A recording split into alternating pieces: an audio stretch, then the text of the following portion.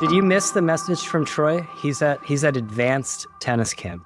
Advanced. He wanted to make sure that we knew that he was not just at tennis camp, but he was at advanced tennis camp. It's his advanced aged tennis camp, maybe. I think it's a cry for help. Anytime a middle-aged man starts to like greatly improve at a sport, something's wrong. This is a season of decline for that. Yeah, you should be slowing down. Yeah, I mean, exactly. he seems to, just as he's doing that, he seems to be requesting more and more from all of us. And he's excited about the podcast and his little empire. But here we are working while he's at tennis camp. That's okay. I do this. This is a passion.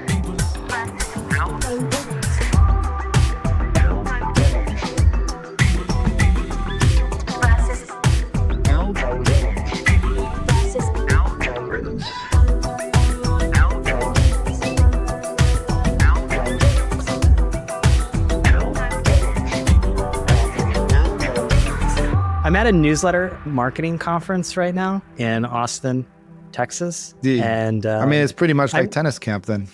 This is like tennis camp. It's really fascinating to me because, you know, with how the information ecosystem has changed quite a bit, that there is an entirely different worlds that do not actually intersect. Like the people here are mostly, I don't mean this in a bad way, they're like information entrepreneurs. The content is not where they start. It's like they are entrepreneurs and content just happens to be the product that they're using in their entrepreneurial activities. Right. It's just like a resource. It's a resource that they use to build a business around, basically. Yeah. Yeah. You know what it reminds me of? It reminds me of DTC companies. In that when I started we started covering DTC companies at my old company. We had this publication that was into fashion and beauty, and then another one in retail, and it focused on DTC a lot. And the more I was like getting into them, I was like, these aren't product companies; they're marketing.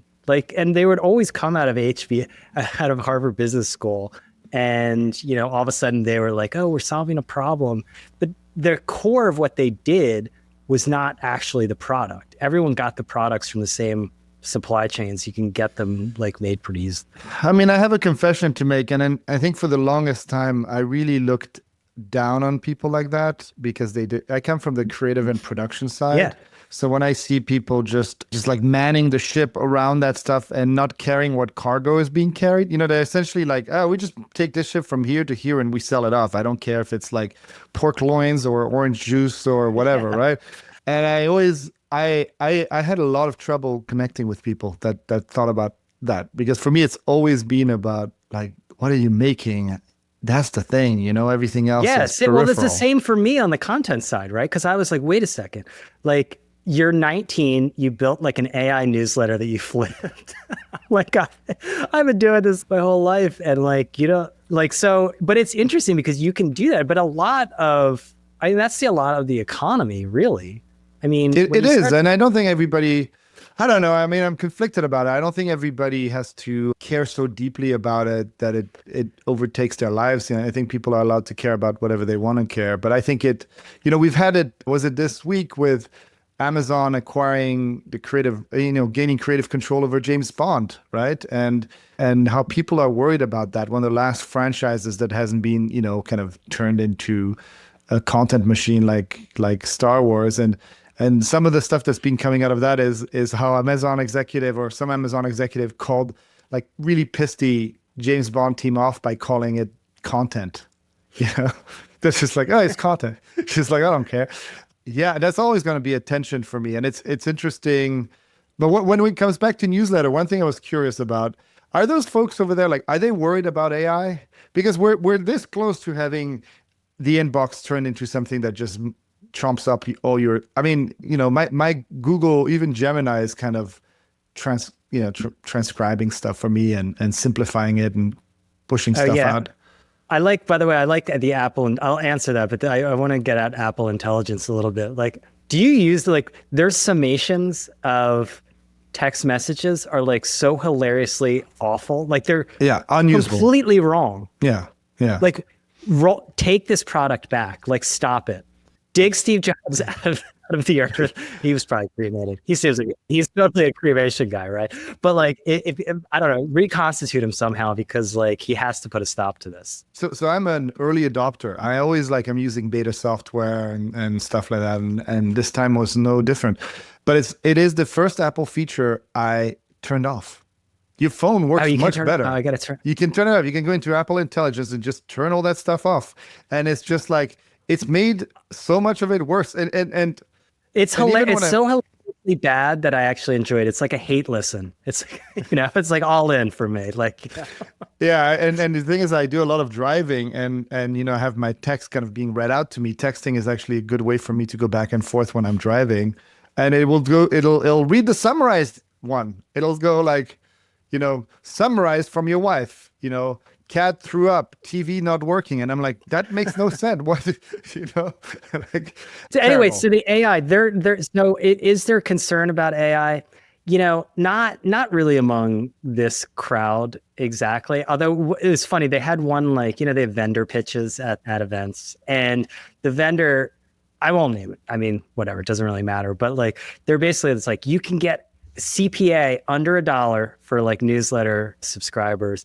They have this network of emails that they AI generate emails and then will basically promote your newsletter in there. And I think one of the interesting aspects of this newsletter world is, I say this with a lot of love and respect. I know you always seem to be like, well, I don't want to go to the cocktails and this won't come out until tomorrow.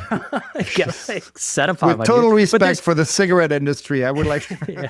It's like when someone says not to be racist, but they're going to say something racist.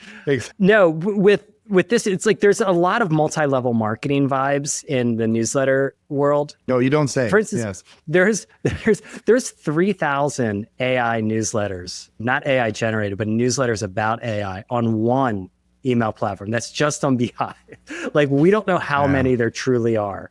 We might need Doge to be pointed at the email newsletter world. How many of those are written with AI? Well, that's the thing. It's again, with this information entrepreneur space, that's how I'm trying to sort of nicely brand it, right? It's kind of irrelevant. This is part and parcel, if you ask me, of a lot of people look for, to me, it's adjacent to FIRE, the financially independent, retire early sort of movement, a lot of passive income world, have a holding company, own a bunch of storage units or vending machines or whatever. There's definitely there's definitely a tinge of that there. The thing is, I wonder though, it's the same race as always, right? People get entrepreneurial in any space and they want to create more surface area, right? In this case, okay, let's get CPMs below $1 and just, content creation is really cheap. CPA, man. We're just CPA. They're delivering you customers for under $1. Yeah. So, wow. Okay.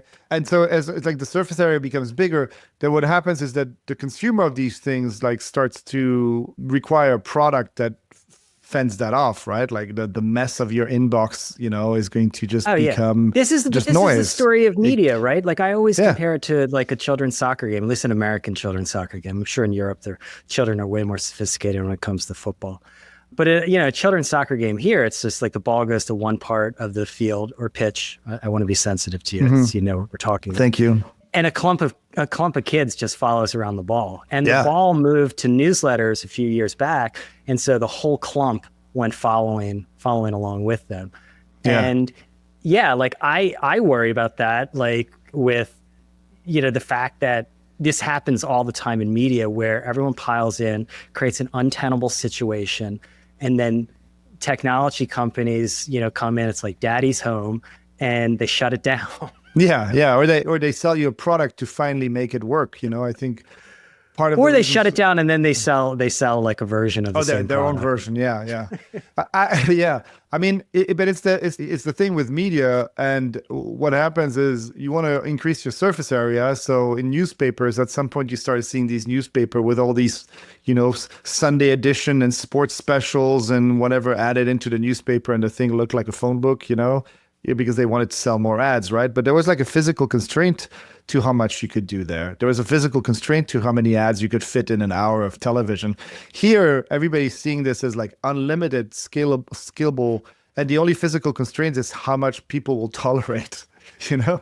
And that always ends to a place where people no longer tolerate it and it breaks the medium. I think the newsletter medium is ready to be broken, which is why like the Substack thing of turning itself into a platform and, you know, bypassing email is probably right, you know, even though we don't like it. Wait, why do you think it's right? I mean, because they're pivoting hard into video and they want all kinds of right. It's well beyond email now. Because I think that like right now you're sending everything into an uncontrolled inbox, right? So, which is essentially like this kind of uncontrolled assorted feed. So which means, and more people are going to, you know, fight to be in someone's inbox, which means that over time you're going to have more and more newsletters and more kind of things being sent to you, which means you're either going to use tools to reduce them or the actual interface of the inbox is not going to work anymore.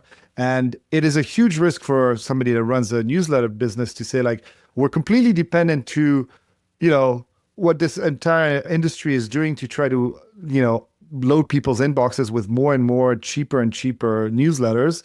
And then it opens up an avenue for a startup or somebody like Google to say, hey, we got a new button that's called Erase All Newsletters. Or here's our AI thing. It mashes up all your newsletter and just spits out the things you want. And you know, it's completely unprotected for them. So having people say like, well, go to the app and we can control what's in the app. We can build an algorithm. We can surface things that you want, maintain engagement. I don't think it's going to be smooth sailing for email. Well, it's not smooth sailing for anything. So like, honestly, anyone who's been in, maybe not some of these newsletter hustlers, but for those of us who have been on the seas for quite a while, we're used to, exactly. So it's not a problem. Yeah. But this is coming to all kinds of media. I want to talk about the video game industry because some of our listeners, I've gotten like, you're an interesting exotic character to a lot of our listeners because they don't quite know like, can you explain to those who don't know, what do you do, Alex? You're building this video game. We've heard about this video game, right? Like what do you do? What do I do? Well, if it was up to Troy, I'd be just managing this podcast. But outside of the podcast, when I get some time. Yeah, I launched a video game studio. We're venture backed. There'll be some announcement around that soon. You know, we're building new intellectual property IP based around video games.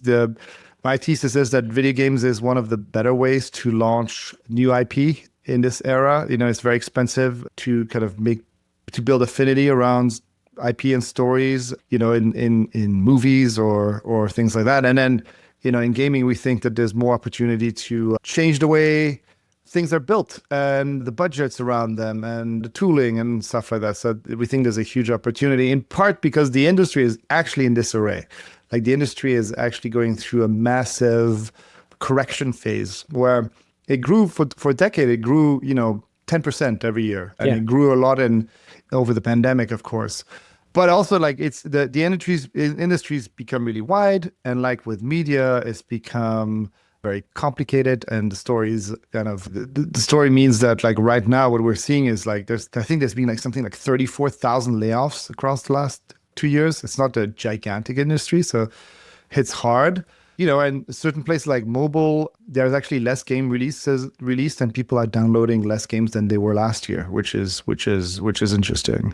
Yeah, so I'd listened to Peter Kafka had on his podcast channels, and he had on Matthew Ball, who had a very ill-timed book about the metaverse. But anyway, he's an analyst in the space and I had no idea. There are fewer people, this is what he was claiming, fewer people are playing video games now than pre-pandemic. So there's actually fewer games being played, which, you know, a lot of things normalized after the pandemic, but it's not a growth industry anymore. And one of the things that I found, and I'd love your like dissection of the industry, because there's kind of like I guess it's casual games is like mobile games, right? That's an entire world. And that is losing out to like TikTok. Like everything's losing out to TikTok, it seems like.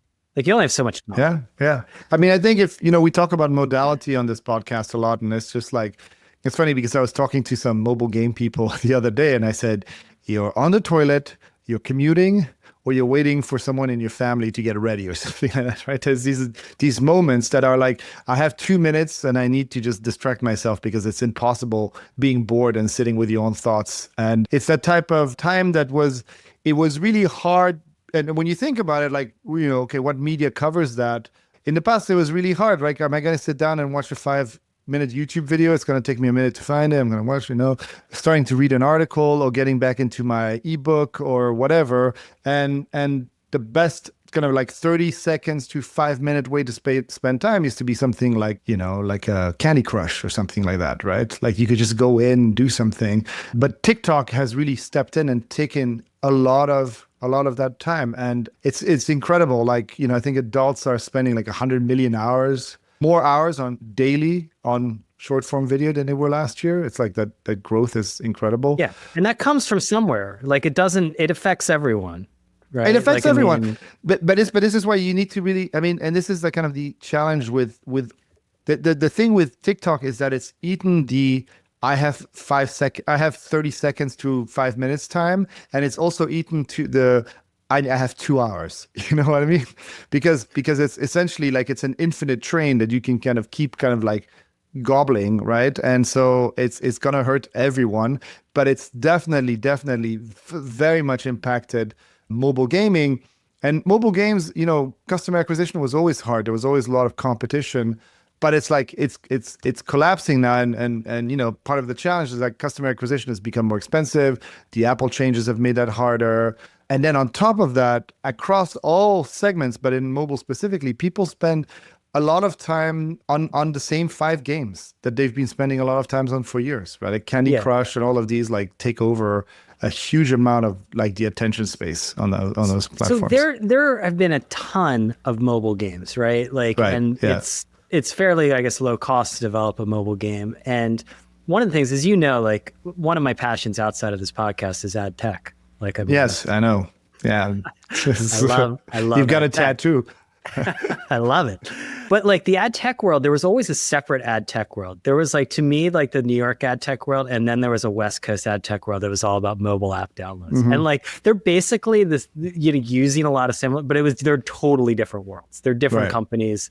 And, AppLovin has become this really fascinating company because hilariously named, so it belongs in ad tech. Its stock got an amazing run up in it, and it operated in the app download it was both in casual games, and it was basically it was again, we talk about newsletters. This is why I'm trying to connect them, because like I think there might be some similarities to both. In that, AppLovin was both monetizing casual games, and then it was monetizing them with downloads for other games, which is interesting. Yes. And I don't know if you saw, they had a short report came out on the targeting AppLovin, which look, its stock is unbelievably expensive right now. Their shares are down 12% because they found out. Not that anything sketchy would ever happen in ad tech, and I have no idea if this is true, but that perhaps AppLovin was doing some stuff that wasn't totally above board. The side of video games I'm in does not look at advertising-supported video games kindly, because I think, video games specifically are all about setting up systems of incentives for a player to do something which hopefully is fun. But when you're incentivized to work around advertising or microtransaction, it means that the games you create are just meant to psychologically, get you to engage with that part of the business more, right? And it's like arbitrage publishers, right? Like I always felt like in publishing, the ARB people were kind of looked at like, oh, come on. Like, you're not starting from, I want to create, I'm creating content and I'm going to monetize it. You're starting from like kind of just trying to hack your way, and you're doing like ARB, whether you're doing SEO ARB or you're doing social ARB, it's ARB. And a lot of newsletter is ARB. A lot of the people acquire customers very cheaply through, the vendor who's giving the pre-lunch presentation. Thank you for the lunch to the vendor. I had a turkey and provolone. It was fine. But, good sandwich. It's a good sandwich, top 10 sandwich. but they're doing basic, arbitrage. They're buying low and then they're selling for a little higher and then rinse and repeat. It seems like this end of gaming is a little bit like that. Yeah, it is. I mean, I think a lot of revenue it comes from microtransactions, right? So that's something it does have. It has cracked the code around getting people to transact with the games, right? I think the rest of media wishes it had cracked that code. The challenges are, okay, so you have advertising and kind of, upsells that are happening within the game. All the games are free. The challenge is like discovery is really, really hard, right? Because the App Store is not a great discovery system. So they end up paying like 10 to 15 times the amount on customer acquisition and marketing that they do on the game. So these games, they kind of build really cheap, but they actually spend a lot of money to generate that. And then, games like Monopoly Go and stuff like that are generating billions of dollars a year, but there's maybe a handful, there's maybe 10 that kind of swamp the playfield, and the rest is a lot of like smaller player that get a little bit of attention and that are getting more and more swamped with ads because they're trying to reach some sort of CPM. So I'm sure that that's having an impact on like just the audiences.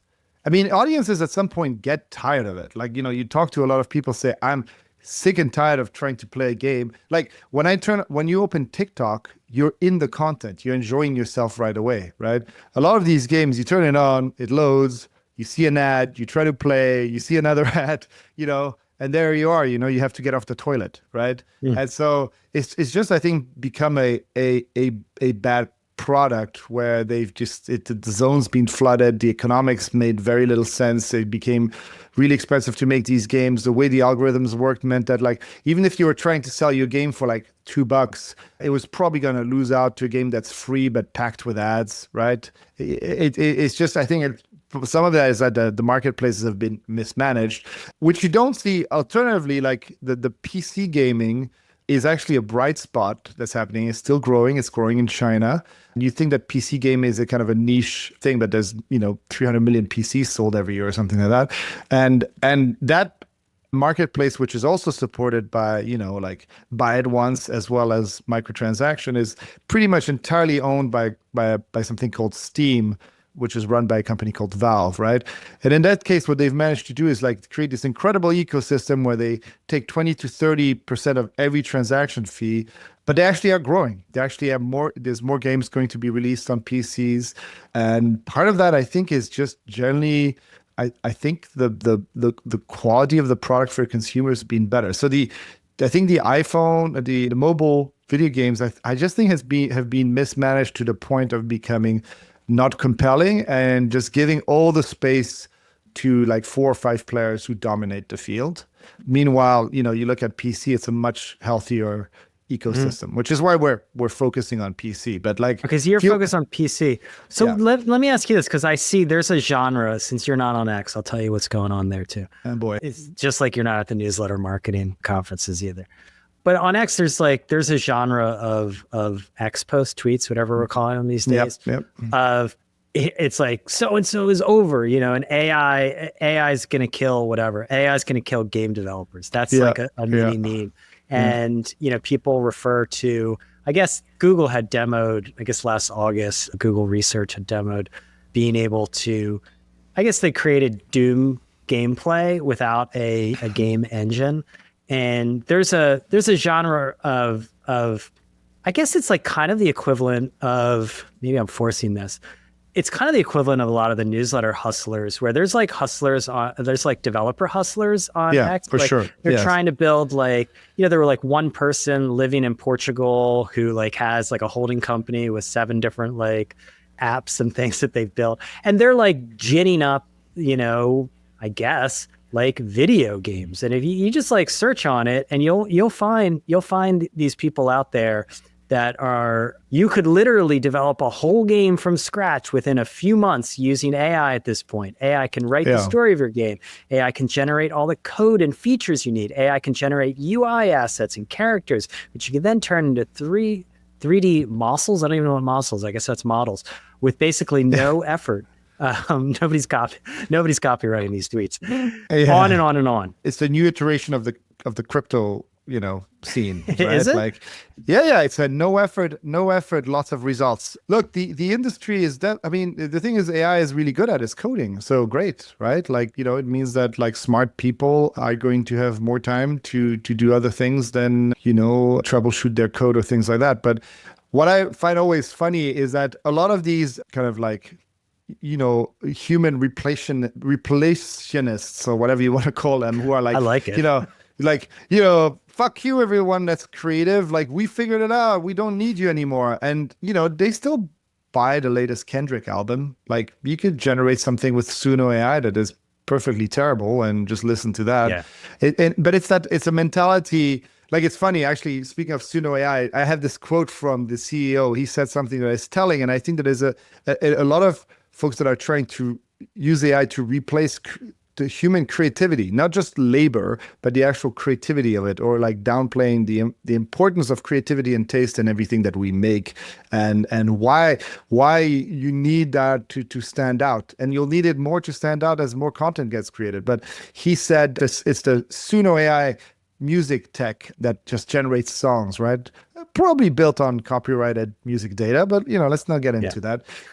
If you mince the meat small enough, you can't tell what animal it's from. And he says, it's not really enjoyable to make music now. It takes a lot of time. It takes a lot of practice. You need to get really good at an instrument or really good at a piece of production software. I think the majority of the people don't enjoy the majority of time they spend making music. And it's like too much friction in that process. Too much friction. Learning how to play guitar. Right. And then you find out that Radiohead's Creep, like that iconic sound was like a mistake that somebody heard it, and that's how you create fucking art, man. And so I don't mind the idea of saying like, hey, these things are going to save us time. We're looking at ways things can save us time. If an animator can animate 3 frames instead of 12, and we can get support from technology, that's what we do. We work with computers. But there's this glee of like like, oh, we're not. Okay, well then you can marry your robot wife and listen to your AI generated music and drink your whatever protein powder and just leave us the fuck alone. But I think what it is like there's always this Venn diagram like of like the sort of quote unquote art and then the hustlers, and the hustlers tend to be out of the gates like earliest, and they're always wanting to basically to replace or to do away with the part that they're not necessarily, that's not where their specialty lies. We all rate very highly what we are good at, right? Like, and if we come, like I meet a lot of people here who are way better at understanding, like infinitely better than understanding growth dynamics and like how to buy ads on Facebook and then, convert them at like a low enough, CAC to make it worthwhile and get the payback periods down and all this stuff. I'm like, wow, I would not have time to write the newsletter. But, I mean, I think in the end, it's unique to have a little bit of the blend of both, but everyone comes from somewhere. And so you got to come from one end. I mean, I think the conversation is interesting right now. It's like, specifically going back to the AI thing, part of an issue that I see on the other side is that a lot of people that work in games and in creative fields are completely shutting themselves out from AI, saying like, nope, we're not using it, blah, blah, blah, putting fingers in their ears. It's not happening. That's also wrong. But yeah, it's just either way. I think the gaming industry is in for like an incredible like next 5 years that are going to see it fundamentally change. Just lots of consolidation. But if the audience is interested, do you think you want to hear some interesting data? Do you mind if I rattle out some like interesting numbers? Yeah. A rattle? Okay. So here's the interesting thing. The industry is huge, right? So if you look at Call of Duty, which full disclosure I worked on, its lifetime revenue is estimated at $45 billion. 45. That exceeds Marvel and all of these things. That's Call of Duty. And every year, Call of Duty is the #1 game released, except on years when Grand Theft Auto comes out, which is this year. This year, we expect Grand Theft Auto 6 to come out. Sources are saying they spend anything from $1 to $3 billion on the game, and they'll make it back in a weekend. So these media, if you want to consider those media companies, they are insanely huge. And a lot of the activity happens on a platform called Steam, which I talked about. Steam is one of the few kind of American-owned platforms that's growing in China. 70 million Chinese users, 200 million monthly active users, 22 million, like commercial activity happening on the platform. Do you know how big Valve is? No. That 300 people. I just learned it existed. Right. Okay. 300 people work at Valve. All right. 300 people work at Valve. And you would say, wow, that's crazy. No, 350 people work at Valve and they generate $22 billion in their ecosystem. But that's not all. Out of those 350 people, actually 250 people work on hardware that has nothing to do with the marketplace. So 100 people work on that. And so like the amount of revenue per employee is crazy. It's privately owned, and it is probably the biggest like media platform in the world. Like, it's insane. And so it's crazy. And on this platform, you have a space called the independent or indie space. And we've seen, games by teams of 5 to 20 people that cost less than $5 million generate over $100 million in revenue. Okay, so that's kind of similar. I mean, the numbers are just like bigger, it seems like in this. Yeah, I mean, look, the numbers are bigger. The moat is actually much higher. Video games, no matter what anybody says that you can prompt it and it can poop something out, video games are incredibly difficult to make and take anything from like 18 months to 10 years to complete, right? They're very difficult. A lot of time you're releasing a cultural product, that's 5 years away, and you don't know where the audience is going to be there or not by the time you're out with it. So it is a high risk, a high So reward. when is this game? Can we say what it's about? Like, what is? No, I mean, we're not announcing it yet. We're gonna announce some stuff about our venture backing and plans for the studio later this year. And the reason I'm not announcing it is because it is really important to keep some sort of exclusivity potential in case like one of the big, video games actually has a pretty active events kind of business going around it. There's the Game Awards and there's some I thought you were going to say espionage. I was like, this is going to get excited. Yeah, no, it's not. It's less about that. Actually, you'd be surprised. People are incredibly open talking about things. I think the currency is being able to announce a premiere. So unlike movies, like people get excited for trailers and new games coming out. So the Game Awards, for example, which is the video game Oscars, is 60% game announcements. And it actually makes the show way better. Imagine if you were watching the Oscars and they interrupted it for like a world premiere of like Top Gun Maverick 2 coming this summer. Like it would be amazing. Wait, are those paid? Do they monetize that? Oh, they are sometimes. If the game is a hot enough property, they will give they will kind of work around those things. But I think the Game Awards, a spot was going for $100,000. So it's not Super Bowl, but it's it's not bad. It's kind of a big deal. But so like, oh my God, it's started and owned by a journalist. Good for him. See, kids, you go into journalism. Jeff Keighley, he's kind of an incredible success story. He's done a lot for the industry, and the Game Award is like a big deal now. So lots of things are changing. The industry is definitely not dying. I mean, Call of Duty is still making billions of dollars. This year's Call of Duty made billions of dollars.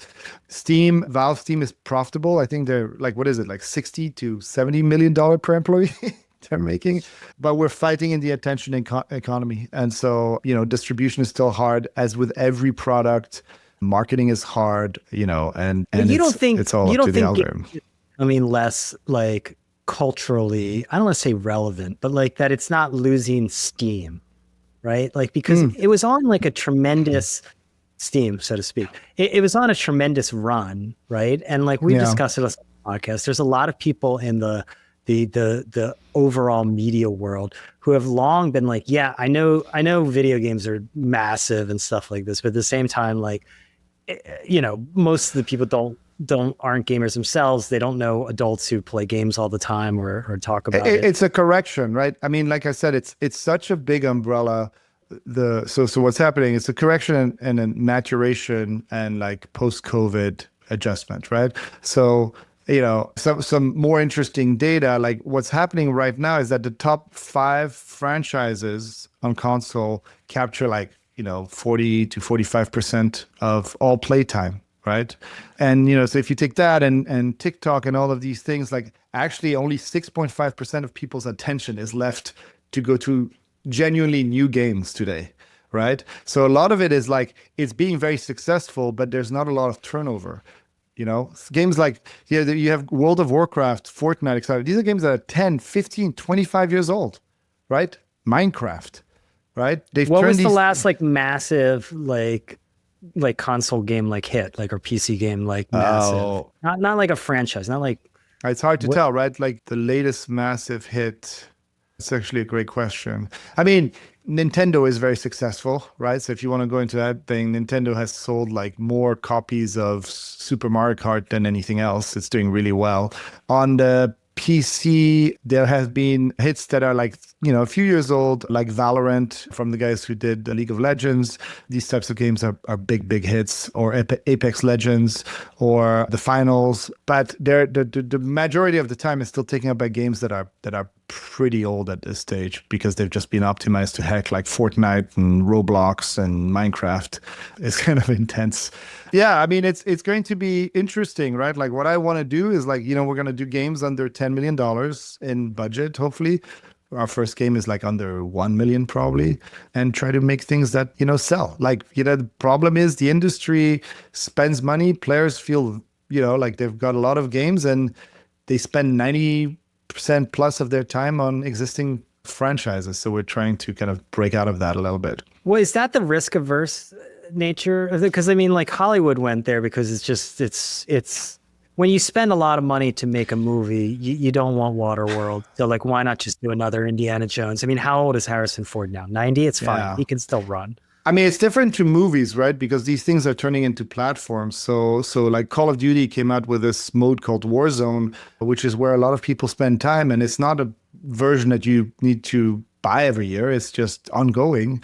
Grand Theft Auto has made most of its money from Grand Theft Auto Online, where this now, I don't know, like 8-9-year-old game is still generating billions of dollars. So unlike a movie, like imagine if you made a movie, and if the movie's successful, you could turn it into a platform, right? That's what video game allows you to do, which is pretty unique, right? And so, it's kind of become that. But this is why actually a lot of studios were chasing those big hits, like what they call live service games, which is, games that are constantly running, where people go in and spend money, and they spend billions and billions of dollars, and few of them manage to break through. So there's a lot of pullback in those investments now, because people are basically seeing that, they're kings of the hill right now. They're very hard to dislodge. We're going to focus on other things.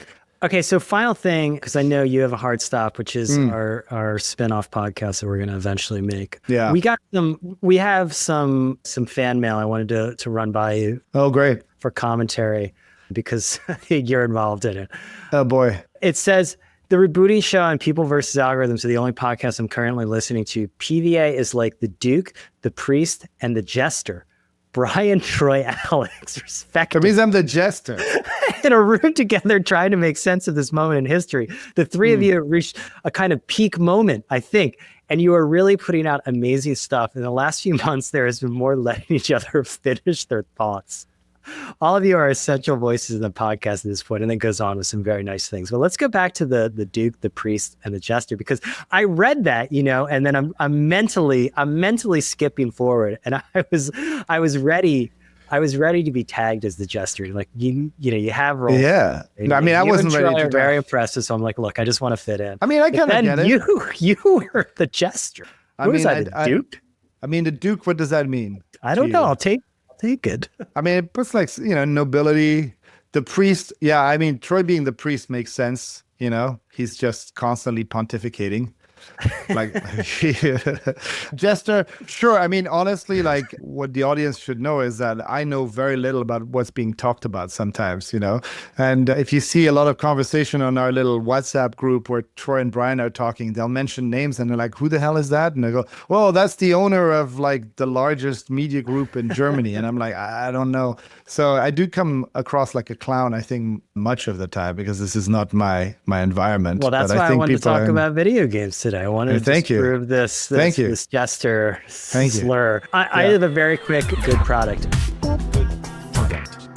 I'm in an area of Austin I've never been before. I think it's pronounced Mueller, like Mueller Park. It was where the old airport was out here. The airport, it was the Robert Mueller Municipal Airport. And they redeveloped this thing. It's a 700-acre community. And it's like a planned community. It's like that Sunshine Celebration, Florida. And I think we need to build more of these things. It's not necessarily to my taste. It's very clean. It's very nice. There's like mixed use. There's enough restaurants. You have like semi-high density like condos, but then you can like graduate into like single family homes. There's a school, and it's all like brand new and spotless. And I think we probably need to build many more of these Mueller redevelopments. Oh man, I'm so conflicted about that. I think they did something like that in San Francisco on something they called China Basin, and it was built on a landfill. And for the longest time, I kind of started seeing all these modern buildings going up, and that's where they have the basketball stadium and stuff like that. And it was all planned. It all felt like it was coming up at the same time. And San Francisco is kind of this, city with a lot of vibe and character, and it felt out of place. But over time, I've seen families move there, and it's nice, and there's a park, and people seem happy. There's a lot of parks. It's very dog friendly, it's all very planned. I think the part that's sort of, having lived in New York City for a long time, I'm used to how like crazy and chaotic and just like slapped together.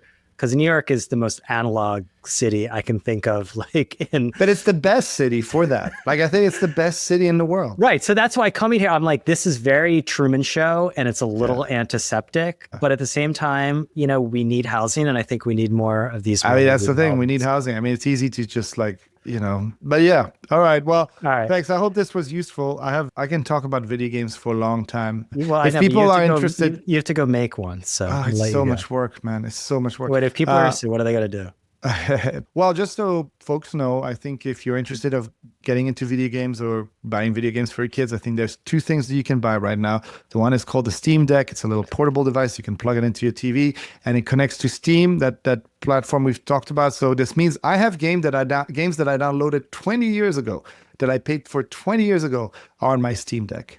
Because it maintains. There's no other subscription or no other service that I've maintained that has been able to provide that for me. That's one thing. So essentially a little PC that you can carry around. The second one is, of course, the Nintendo Switch. It's the one thing that we've been recommending anybody buy if you're interested in video games. Nintendo makes great video games. Everybody can enjoy them. But they just announced the Switch 2, so I would hold off on that. The Switch 2 this year is going to be big, because it's likely that the Nintendo Switch 2 as well as Grand Theft Auto are both landing.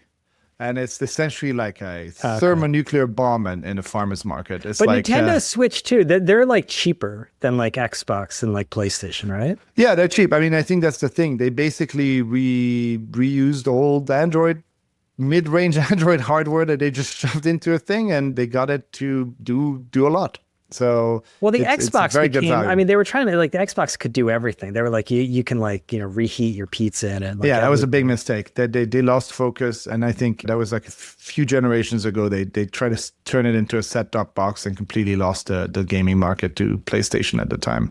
And Xbox is actually in trouble. It's one of the platforms that's doing the least well right now. Yeah, I feel bad for Microsoft. That's it for this episode of People vs. Algorithms, where each week we uncover patterns shaping media, culture, and technology. Big thanks, as always, to our producer, Vanya Arsenov. She always makes us a little clearer and more understandable, and we appreciate her very, very much. If you're enjoying these conversations, we'd love for you to leave us a review. It helps us get the word out and keeps our community growing. Remember, you can find People vs. Algorithms on Apple Podcasts, on Spotify, and now on YouTube.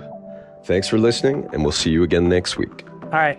Thank you, Alex. All right. Thank you. Bye. Daddy will be back next week, and we'll get back to the priest, the grand priest. Okay.